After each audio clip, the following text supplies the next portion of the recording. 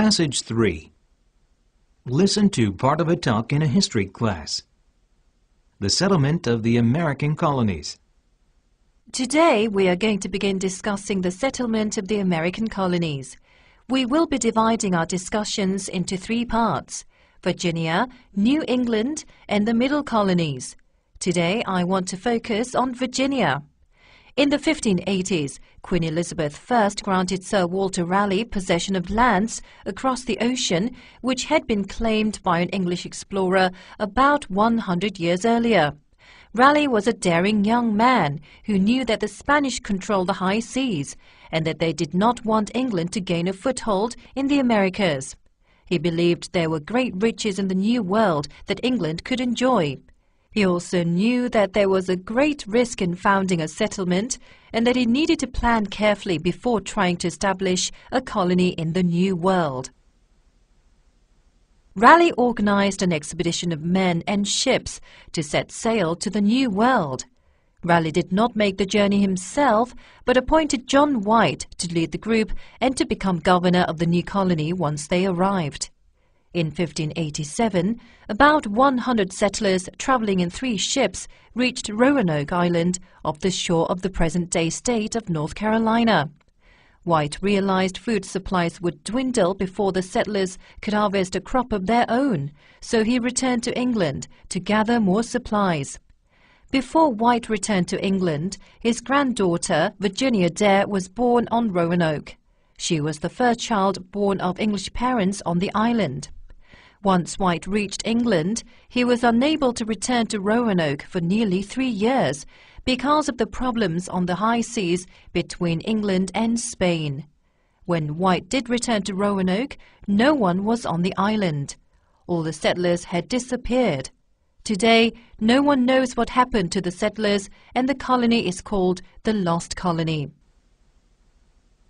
Englishmen did not give up the idea of founding a colony in the New World. In 1606, a group formed the London Company, and they received a document, or a charter, from King James I of England, which granted the London Company the right to mine areas for gold and silver, and settle and trade along the Atlantic Ocean shores in an area called Virginia. The men in this company contributed money and used their investment to obtain people who wanted to settle in Virginia. They also purchased supplies for the new settlers.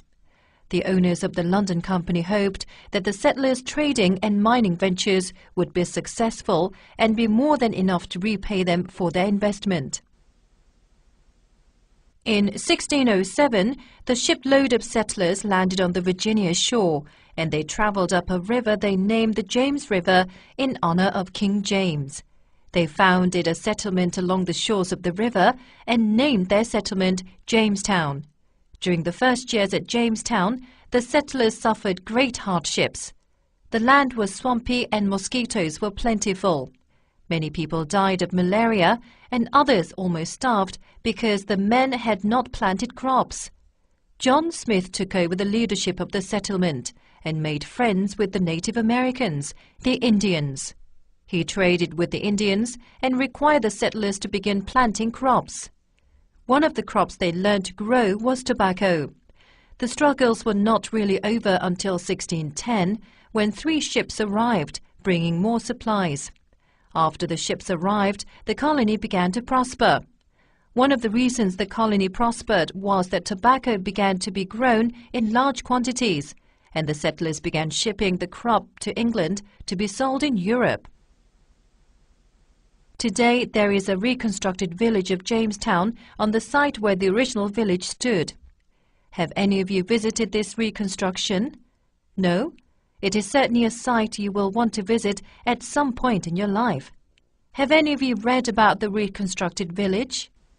Yes, I read brochures that my parents and little sister brought back from a visit last summer. What do you remember your family saying about Jamestown? Well, I know it is part of the National Park System and that they call it Jamestown Settlement. Do you remember them saying anything specific about the actual site?